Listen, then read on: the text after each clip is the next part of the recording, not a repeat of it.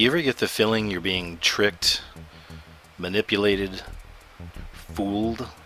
We're all being manipulated at all times, in all kinds of ways.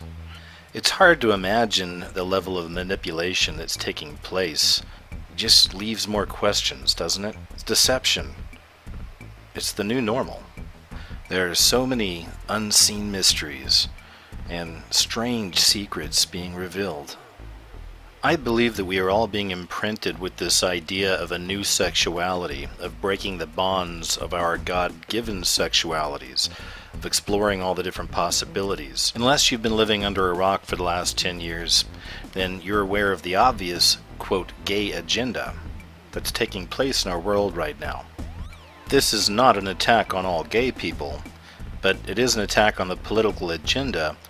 Shiloh wears ties and calls herself John, and now Maddox is playing with manicure kits. Why are Angelina Jolie's children acting like members of the opposite sex? Well, we know why. Angelina and Brad are two of the biggest movie stars in the world. They get plenty of attention 24/7.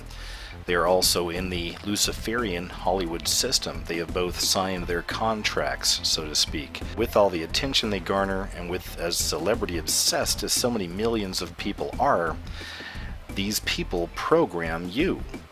They're programming you with the new Luciferian ideals. So I recently stumbled across a series of commercials with Chuck Liddell, and these commercials are for Duralast brakes. Now, Chuck Liddell is considered one of the toughest men in the world. He's an ex-Ultimate Fighting Championship champ for many years. The guy's pretty amazing. But I want to show you an example of how they are subtly indoctrinating us into this gay agenda, even in little commercials like this. So I noticed this commercial on television the other day, and there was a quick shot, just like 1 second, of showing him hitting the gas in that truck behind him that's hanging up there in the air. And just in that 1 second shot, you could see that his toenails were all painted. They were painted green. So I went online and tried to find that same commercial, and I found the commercial, but they've taken that little scene out. So I did a little more digging, and I found something else. Check this out. Here's Chuck in another one of the Duralast commercials, where again he's just doing all this manly man type stuff, like just totally unstoppable tornado of a dude, destroying everything in his path. But I actually captured the toenails in this, so check this out. This was just like a maybe second and a half shot. And here's that second or so shot of his toenails being painted. And like I said, I've seen this in some of the other commercials as well. And it's just a second, so you got to think about that in terms of production and making commercials. You know, why is it important to have that one single quick little shot in there? I mean, the guy gets in a truck, we know he's going to hit the gas. Okay, we understand that. They're doing this so you can see the toenails. It's all about the toenails. This is one of those subtle ways that this gay agenda is slowly indoctrinating.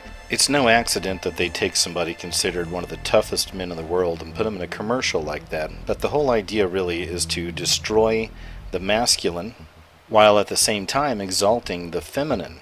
Now this has all been perverted and distorted. I get into some of this in some of my other videos on goddess worship. You've probably seen a lot of this goddess worship theme coming up in our culture and media, music videos, you name it. It's all over the place. It is being used to subjugate the men. It all started with a picture and a video, something I'd seen not long ago. A lot of times in these kind of conspiracy realms, a lot of us find ourselves in different corners of YouTube. It's always exciting when there's kind of a new story that comes around. Well, this was one of them. It was the whole, is Michelle Obama really a man story? I really don't know who started the research on this. I don't know who launched this whole thing out there, but it kind of blew up overnight. Next thing I know, all kinds of people are making videos on this subject and raising the question. Is Michelle Obama, in fact, a man? I know, it all seems so crazy. Well, that's why I really didn't look into it too much at first. I just kind of put it to the side and I thought it was interesting. But then, something happened. Recently. Joan Rivers is a comedian that many have called the queen of tasteless jokes. She was edgy and rubbing people wrong years before a lot of the people that are out there now. Just a few days ago, she had something interesting to say to some reporters on the street. I want to play it out for you. Listen for yourself. Miss Rivers, how are you?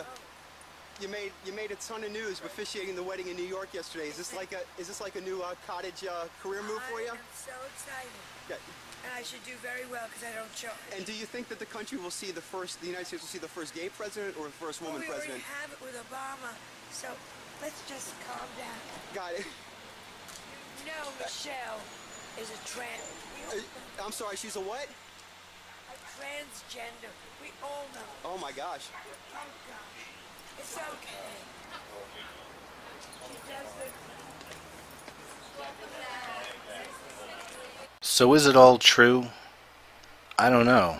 But I personally wouldn't be surprised by anything to do with Obama and this administration. I mean, we're talking about a guy that has actually quoted Saul Alinsky. Saul Alinsky wrote the book Rules for Radicals. You could also call this the Devil's Playbook to destroy your enemies. But as you can see right here, he actually dedicated it to Lucifer. The whole thing at this point is just a television production for us. Because behind the scenes, there are many mysteries surrounding the Obamas. Hey, thanks for watching.